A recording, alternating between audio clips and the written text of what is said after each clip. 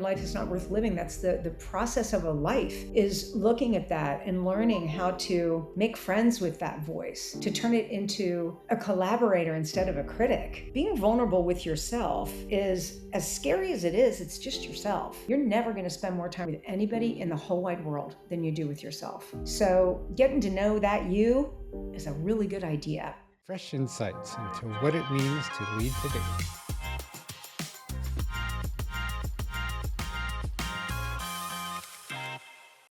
Like a lot of people when I was a kid growing up, we get those messages loud and clear that you're not good enough, right? You're not perfect.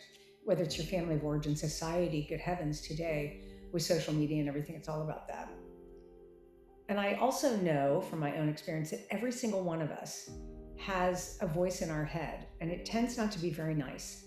It tends to be insidious and very critical. And in my case, whenever I would feel even just a little bit good about something I might have accomplished, that voice was right there saying, yeah, but you're not perfect. You're not perfect. And I think through years of, again, my own curiosity of looking at that and being like, what? It's like, for a while, finally, I was like, I will never be perfect. I got to let that go. But it took a long time. I think that's, again, the unexamined life is not worth living. That's the process of a life, is looking at that and learning how to make friends with that voice, to turn it into a collaborator instead of a critic. And that takes work, and you have to bring it to light to look at it. And I will say one of the things through my own experience of doing that work was really learning, back to the better, not perfect, that let's say I set a goal of wanting to do a daily meditation practice. And so I set that goal. I do all the things to help myself remember that I have that goal, to help with my intention. And let's say that I don't do it for a day. A long time ago, that insidious voice would have been like, God, you never do anything right. I can't believe it. You never do anything you say you're going to do. You always do this. And what'd you do instead? You were like messing around on Instagram. You wasted the 15 minutes that you could have been spending, all of that, right? That could go on. We all have it. I don't need to voice it for anybody because they've got their very own in their head. But what I've learned over time is that instead, I look for what I did do. Instead of immediately going to the default of what I did wrong, I look for what I did accomplish. Sometimes it's not a lot, but sometimes it is. For me personally, I'm someone who consumes a lot of content, meaning knowledge. That's where my gluttony shows up. I just am eager for information. I love to read, whether it's online or books or listening to podcasts. I'm always absorbing a lot of information, which then leads me to, write new articles or, write a new signature talk. It all turns into something, but it means maybe I don't meditate because I get caught up doing something else. So I've learned to look at that and say, okay, maybe you didn't do that. You can do better tomorrow, but you did do this, and that's pretty good. That is, again, that's the work of a lifetime. That does not happen overnight. That's something that you can't really access unless you learn to access your own imperfections. You have to access your own imperfections in order to tame that insidious voice that we all have, that is the should, that is the critic, that exists. I don't know where that comes from, but I have never met one person who doesn't have it. I don't get it. I don't know why that's our default as humans, but we all have it, I don't know, but we have it. So you got to figure out how to deal with that little monster and turn it into a friend. A lot of what we're talking about today is coming back to examining our life, examining who we are, understanding that a little bit more, being curious about all the crazy things that go on in and around us. Those can be the hardest things to be curious about and examine. For people who are so scared of opening up that box and finding out what might be inside, how do you help them start off in a gentle way in? That is a really hard thing to do. I personally went to therapy many years ago. I was going through a divorce and I went to therapy.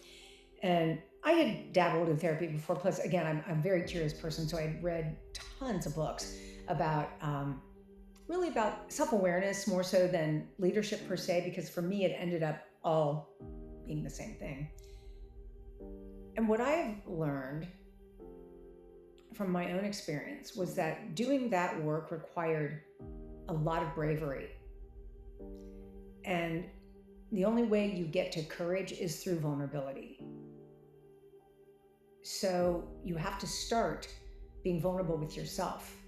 I was someone, before I watched Brene Brown's talk back in 2010, which I watched probably 15 times, and I was looking at it like, what? I would have gone to the mattress saying that vulnerability was weakness.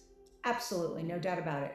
I had learned through my lived experience that when you were vulnerable with someone, they would come back and kick you in that bruise. I didn't like that. I didn't like that feeling. I didn't want to do that. That's a whole nother story about learning how safe it is to be vulnerable with people. But it doesn't, most of us tend, at least in my case, I shut down to everybody. I wasn't going to be vulnerable to anybody. So when I finally did decide, through all the books that I read and doing some therapy and all the different things, I was like, okay, all of us think that what's down in there is dark. I think that's what everybody does. We hide things from ourselves. As I said earlier, sometimes other people know them about us, but we don't know them about us. So being willing to do that work of being vulnerable just with yourself to start, be like, wonder why my first thought about someone is judgmental. I wonder why I'm like that. I don't really feel that way. I don't want to be that person whose first thought is judgmental, essentially putting someone else down to make myself feel better. What's that about? Why am I doing that? And so being willing to get a little curious about that is where it starts, really. And the thing that I share with people is that being vulnerable with yourself is, as scary as it is, it's just yourself. You're never going to spend more time with anybody in the whole wide world than you do with yourself. So getting to know that you is a really good idea. And then you can learn what to share, what not to share. That's, where you develop your spidey sense around vulnerability and how safe it is to share, and not everybody earns your secrets and things like that. But it really is about being vulnerable to yourself.